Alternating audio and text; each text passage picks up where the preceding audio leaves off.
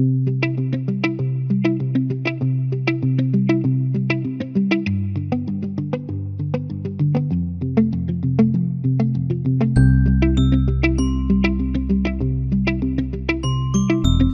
introduce now another colleague for the University of Ljubljana, Fideli, who will talk to us about a very interesting topic, which is the protection forest. It's very interesting also for our mountains, how to protect and conserve and manage protection forest against rockfall. So please, Gal, the floor is yours. Thank you very much. Can you hear me? Yes, yes. Yeah, presentation is visible? Yes, perfect. Okay, thank you. So today I'm going to speak about protection forests, which are, I think, very important forests in these mountain areas, so especially Alps and Apennines, let's say. I divided this presentation into 5 chapters. So first we're going to look about the definition of protection forests, then kind of an overview of different natural hazards. The third point, I'm going to talk about how to evaluate the protection function of these forests, and then a little bit about the assessment, forest assessment. So we need to know what kind of forests are growing in our protection forests in order to properly manage them. And in the end, I'm going to finish with some simple theoretical silvicultural examples. So what are protection forests? These are forests that kind of mitigate or prevent the impact of natural hazards, including, let's say, rockfall, avalanche, erosion, landslides, debris flows, flooding, on people or their kind of belongings, so infrastructure. Usually, as shown in this example, you'd have a kind of a source area of different erosion processes. So here we'd have a rockfall area with some torrent area. There would be a protection forest in between, and in the bottom we have our damage potential, so kind of some human assets that is exposed to these natural hazards. This is an example of different natural hazards. So you can have rockfall, avalanches, so this is snow going down the hill. There are different fluvial processes, different types of erosion, then debris flows. That's it. So the type of mass movement on the slopes in protection forests is kind of classified by the dominant material, which can be here on the left, on the orange, you have unconsolidated material, which means soil or like gravel. So the material is not kind of sticking together, or it can be more consolidated, which is rock here on the top of the orange. And the second classification regarding the movement of different material on the slopes is also the velocity. So if it's just like a slip, you have earth creeps, or if it's like very fast, it can be like debris avalanches. For example, when the volcanoes are exploding and stuff. Very often we have in the Alps or Apennines rockfall, rock avalanche. So to have kind of an overview of what was going on with this territory of Alps, and also we can, I guess, apply this for Apennines. We had kind of 3 periods of what was going on with these areas. So the first period would be, let's say, from the settlement or Middle Ages until early 20th century, and this part was kind of characterized by really intense management of this space. So people would be burning big parts of land to get arable land for agriculture, for pasture. A lot of forest exploitation was going on at that time. So this was also connected to a lot of erosion processes. And then kind of a second period would be this period of social and economic changes in the society. So people will be leaving the land, abandoning their farms, and this would be probably like early 20th century, after the First or after Second World War. And then after that, forest cover would increase, partly by planting and partly kind of by natural succession. Also, technical infrastructure is being built in that period. And there's also increase in settlement buildings, building ski areas, weekend houses and stuff like that. So kind of damage potential in this area is increasing. And nowadays, we're in a period of aging of these protection forests that were established in this second period. And we also have more and more intense disturbances because of the climate change, a lot of rainfall, really heavy rainfalls, strong windstorms. You also in Italy had a lot of floodings this year, also with it. So these erosion processes are getting more and more intense. So the current state of protection forests in Alps is that majority would have beech forest or spruce forests that are prevailing in these areas. For the Apennines, there's not much spruce; it's mostly fir, I suppose. And all these forests are kind of characterized by the lack of management in the last decades, because these areas kind of are remote, really hard to manage, and the costs for managing these forests are really high. That's where the forests were not managed in the past, which leads us to this, that the long-term stability of these forests is endangered. So this protection function is endangered, and a lot of areas we would have mature, even-aged forest stands of spruce, let's say, or beech, and that kind of forests are more prone to different climate changes or climate changes connected with different disturbances.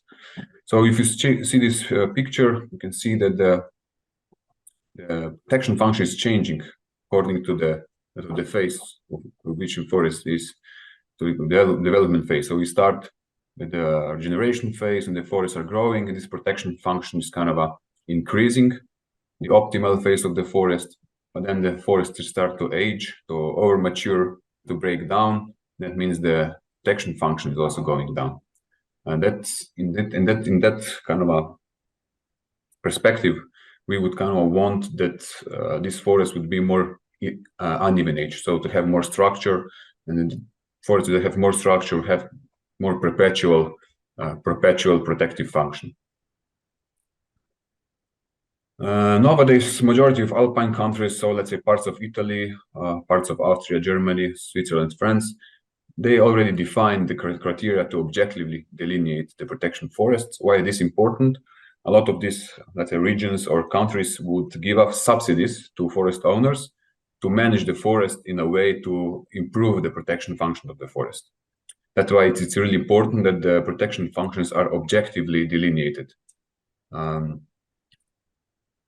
Countries also realize that it's much less expensive to regularly invest in forage, in managing of this protection forest, than just leave everything to its stochastic development and then just use some technical measure as shown in this right picture here with these protection fences against the rockfall. So this is much more expensive than regularly invest in management of protection forest.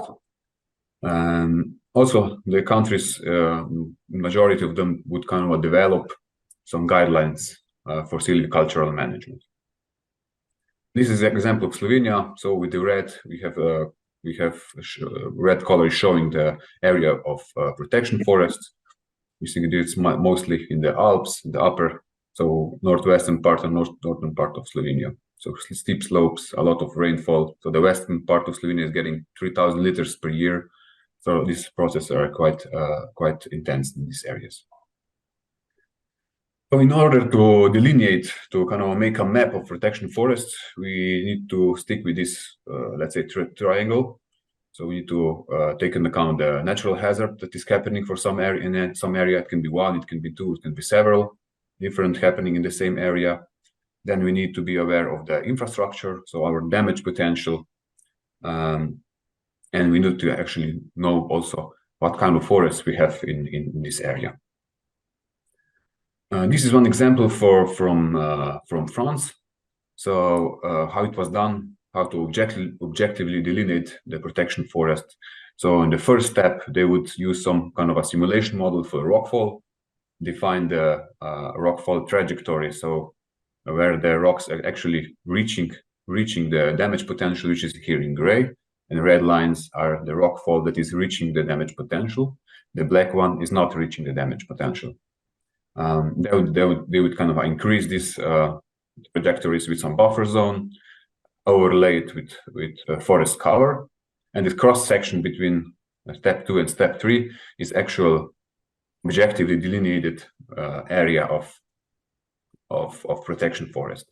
And this is important because subsidies are given, and it's important which forest owners are actually have their forests have some protection role and which forests are not have protection role, because subsidy needs to be given in a proper way.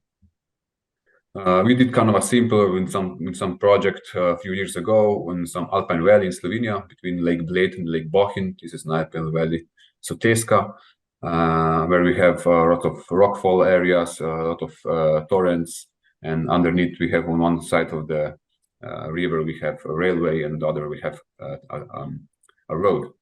What we did, we modeled this area first with just simple energy line to kind of evaluate the impact area of the rockfall, and then improve this method.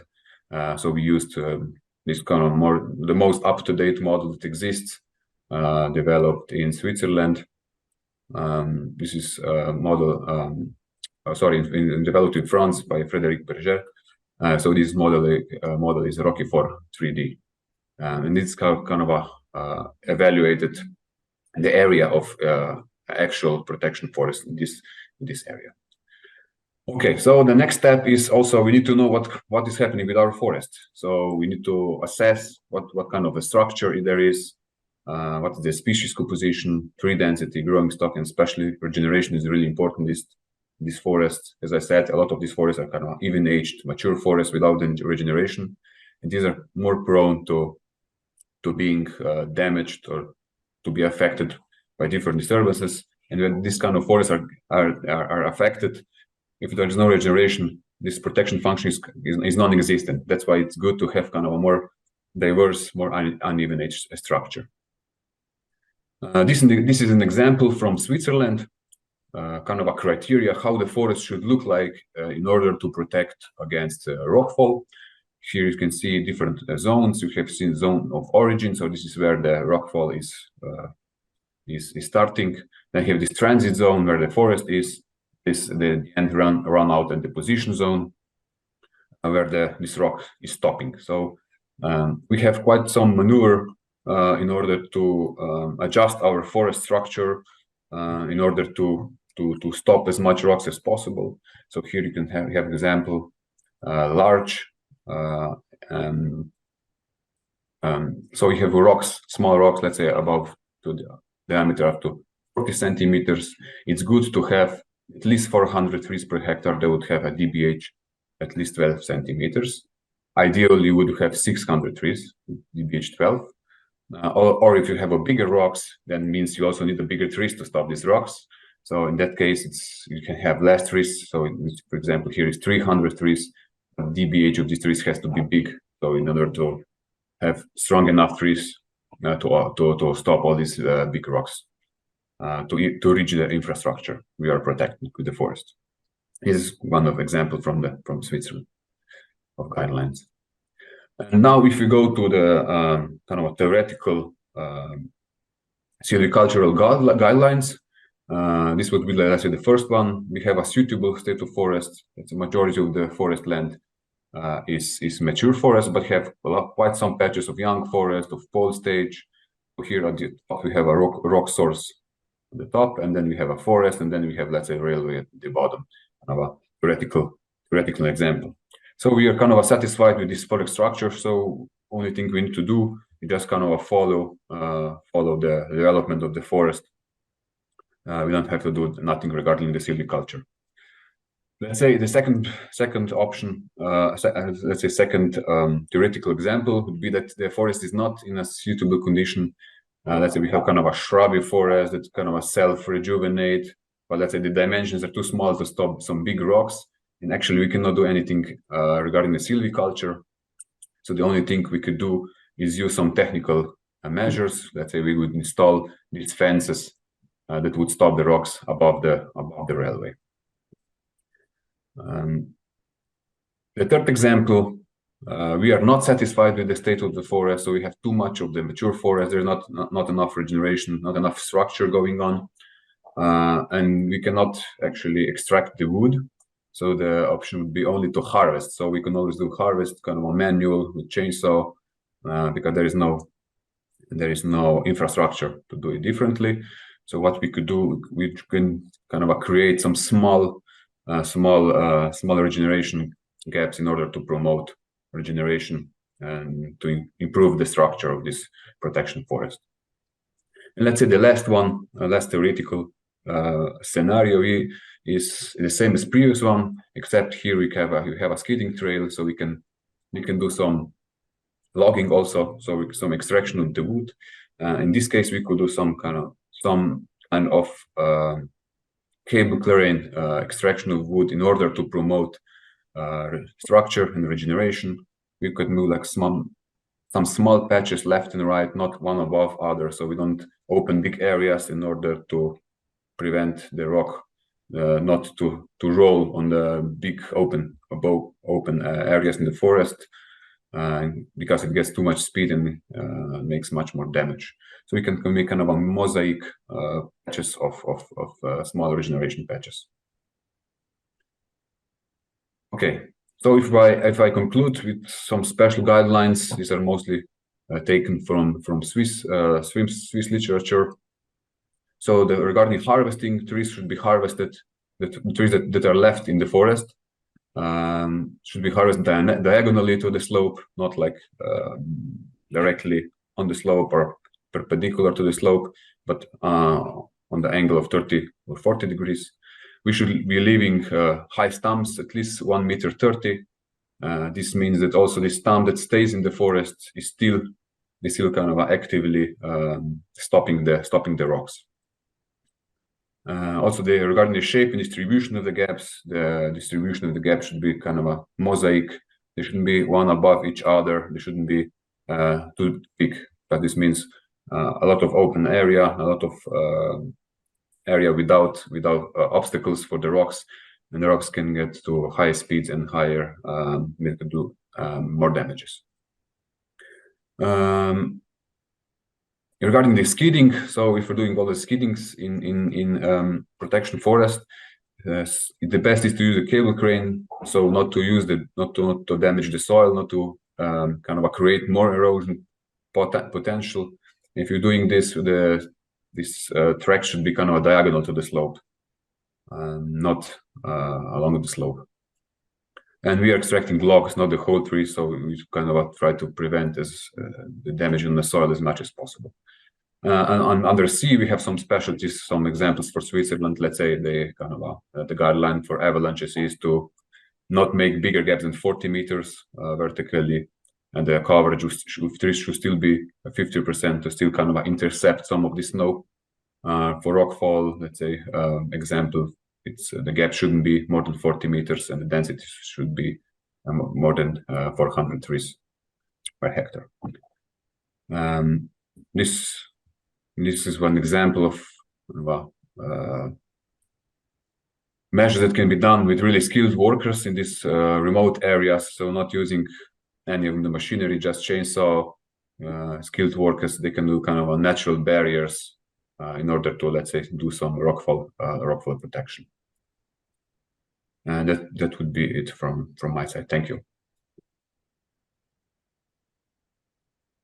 Thank you so much for the presentation that bring me back on my study when I was studying marginal land in Syria, where the importance of rock there is different from what is in the mountain, but the role of rock is sometimes very important, very unstudied actually, so it's appreciate that point.